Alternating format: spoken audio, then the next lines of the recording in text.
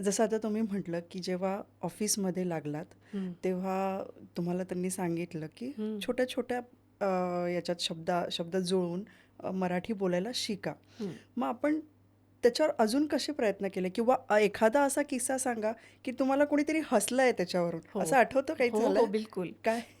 माहिती आहे का?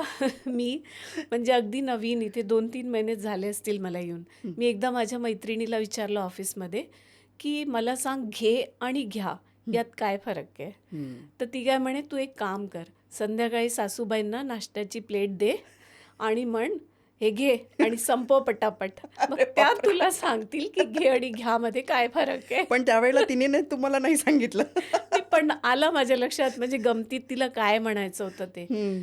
तर आता तुम्ही बघा एक ग्रामरच्या पुस्तकातून न शिकवता तिने किती सहजपणे सांगितलं, की खूपच सहज. बरोबरीच्या व्यक्तीला किंवा लहानांना घे आणि मोठ्यांना घ्या असं तुला म्हणावं लागेल. हं, हं, हं.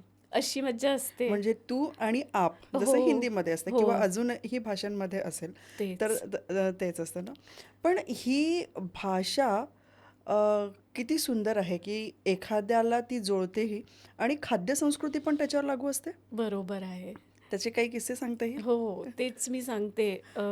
मी खूपदा हे सांगते, की बघा भाषांमध्ये म्हणजे आपल्याला वाटतं मराठी वेगळी भाषा, हिंदी वेगळी भाषा आहे. हं, पण एक तर काय, की उत्तर भारताच्या जवळ-जवळ सर्वच भाषांचा संस्कृत भाषेशी एक म्हणजे संस्कृत आई आहे आणि या सगळ्या बहिणी आहेत, बहिणी आहेत. त्या आईची म्हणजे मुलं निगडीचा संबंध आहे. ना. हं, त्यामुळे काही-काही शब्द एकसारखे असतात. बरोबर. आणि त्यावर बोलीभाषेचे जे शब्द आहे, जसं आम्ही जबलपूरचे आहे, तिथे बुंदेलखंडी बोलली जाते, हिंदीची बोलीभाषा. हं, तर मराठीचे काही शब्द आणि त्या बुंदेलीचे शब्द त्याचप्रमाणे अवधीची किंवा भोजपुरियनचे शब्द पाक एकसारखे आहे बघा. हं. आपण मराठीत जे म्हणजे पाणी घेण्याचा एक पात्र आहे ज्याला लोटा, हं. म्हणतो. हं, हिंदीमध्ये लोटा हां. आणि मराठीमध्ये गडवा. हं. बुंदेलखंडीमध्ये त्याला गडुआ म्हणतात. अच्छा. हं, हं, असं आहे. तसंच मी एकदा गाण्याच्या एका कार्यक्रमात विचारलं, एक गाणं होतं, नदिया किनारे हिराए आई कंगना. हं, तर ती मराठी भाषिक गायिका होती. मी तिला म्हटलं, "हिराए आईचा अर्थ माहिती आहे का?" हं, ती म्हणे, "नाही."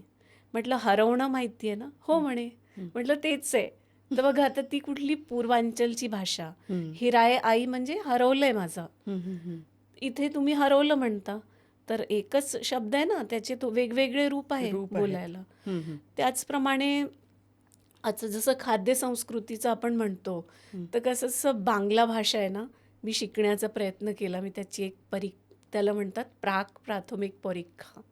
ओके. ते मी दिलंय. मी असं वाचू शकते लिहिलेलं आणि हं, हं, मला बांगलाचे उच्चार जमतात बरोबर. हं. पण मग पुढे कोणी आजूबाजूला बांगला भाषी नसल्यामुळे मग ते तिथेच हां, थांबून म्हणजे गेले मी. कम्युनिकेट जोपर्यंत हां, आपण होत तेवढं. नाही, तोपर्यंत मात्र ती कोणी समृद्ध बोलेल तर मी समजेल. हं, तर बांगलाला मी म्हणते मिष्टी भाषा आहे. हां, बंगाली मिठाई सर्वांना किती आवडते. आवडते.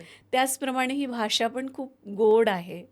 तर जे काका मला शिकवायचे तेव्हा बांगला, ते म्हणायचे, "खूप सोपं आहे," म्हणे. "तुम रसगुल्ला खाओ और बंगाली बोलो." हां, मग ते उच्चार सांगायचे देखो. "तुम बोलती हो ना तथा," हम बोलते तथा. "तुम बोलते हो कथा," हम बोलते हैं कथा. "तुम बोलते हो आंचल," हम बोलते हैं आंचोल. हं. तर म्हणजे म्हणजे पहा रसगुल्ला तोंडात ठेवून बोला बोलणं. है ना गोल गोल. तर आणि म्हणे असं मी और गोल है तो 2 रसगुल्ले खा के बोलना पडेगा तुमको. या अशा गमतीत ते सांगायचे. तुम्ही हो. तसंच आपली वऱ्हाडी जी बोली आहे इथली हां, इथली इकडचे लोक तिखट खूप खातात. बरोबर. त्यामुळे ती मराठी बोली पण तशीच आहे तिखट आहे. चटाकेदार. आहे ना? तर ती खाद्यसंस्कृती त्या प्रांतात जिथे आपण आहोत जिथे, तर ती खाद्यसंस्कृती आणि ती भाषा ते एकमेकांशी जोडले गेले जुळलेली आहेत. आहे.